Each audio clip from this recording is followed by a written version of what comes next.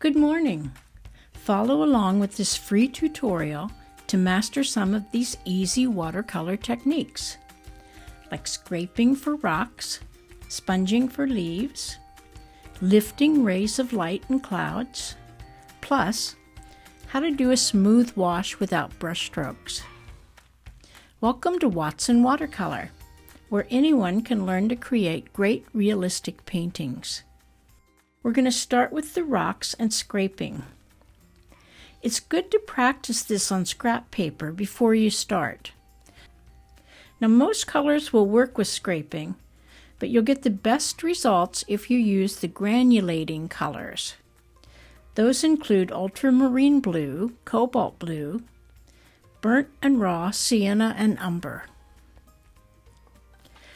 You can apply concentrated washes of these colors. Try not to overmix them, just lay the colors on, and then let them set for 2 or 3 minutes. Scrapers come in a variety of sizes and shapes. You could buy a special art scraper or just use an old credit card cut in half. Today I'm using a palette knife and a razor blade, but anything that has a firm, flat surface can be used for scraping. The keys to successful scraping are to lay down a concentrated layer of color, and then you press firmly down and continue pressing down as you pull the scraper across.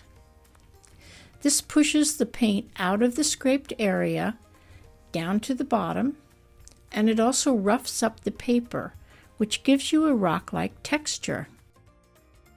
Now, your scraping may not look like much at first, but try to only scrape over an area once or maybe twice. You can also use anything with a sharp edge to scratch lines in a wet wash to look like grass or cracks in your rocks. We'll add more dark to these rocks after they've dried. Next, we're going to paint some shading on the lighthouse. It's easier to paint the shadows on first with gray, and then we'll paint the red on top when it's dry. To make a gray, you can mix blue and brown or use a tube gray. Wet the lighthouse and paint your gray on the left side.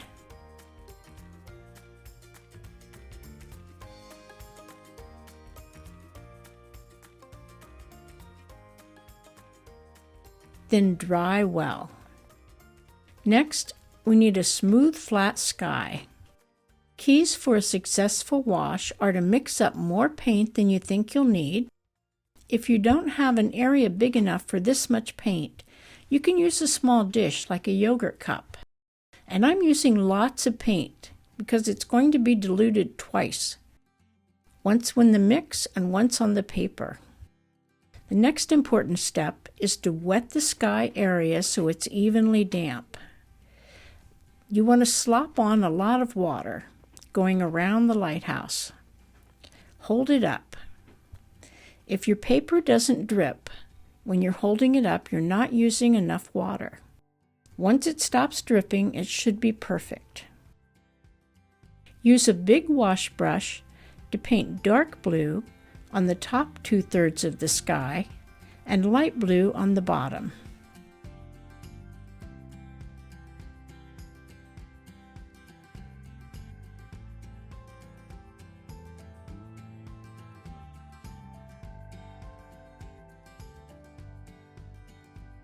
Then put your brush down. Working your sky with the brush will not give you good results, but letting gravity do the blending will give you great results and a smooth wash. This is the easy way. Pick your paper up and turn it. You can tilt it one way and then the other, so that the paint moves and blends with the movement of the water. Just let gravity do the work. While that dries, I'm going to add some trees. For beautiful greens, buy green gold and perylene green. Here you can see green gold plus ultramarine blue. To create a leafy look easily, I'm using a small piece of natural sponge to apply the paint instead of a brush. Sponging can give you some wonderful leafy edges.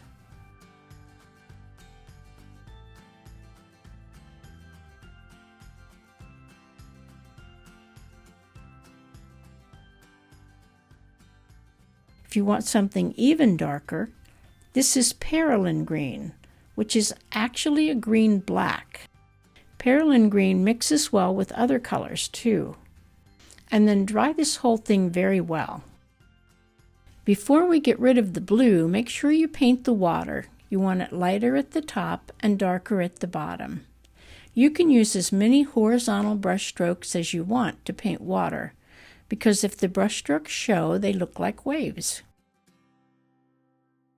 The top of this lighthouse has a golden glow around a white light. My gold looks a little dark, so I dab most of it up with a paper towel. The roof of the lighthouse is dark gray, as is the base.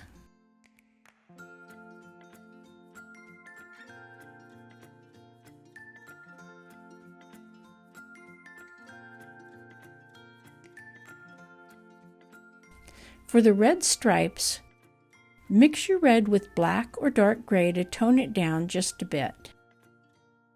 Paint the stripes darker red on the right and more watery or lighter red on the left. You can either do that by adding more water, dab them with a paper towel, or use a thirsty brush to lift up some of the paint.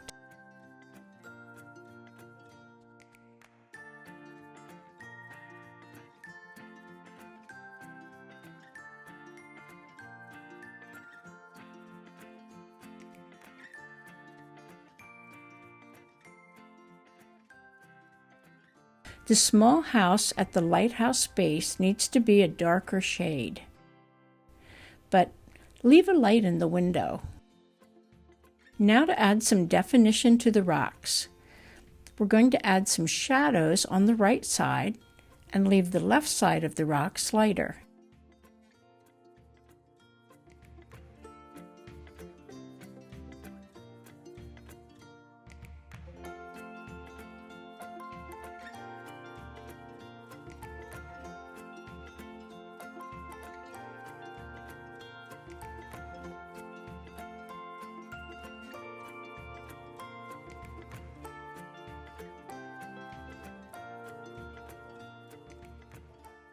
If you want to lift some rays of light, you can do it easily with Mr. Clean's Magic Eraser.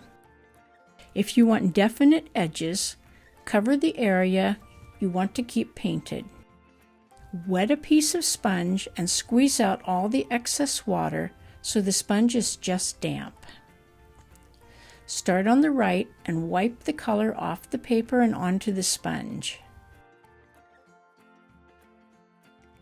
Using a cover will give you a very straight line. If you want a softer line, use Mr. Clean without the cover.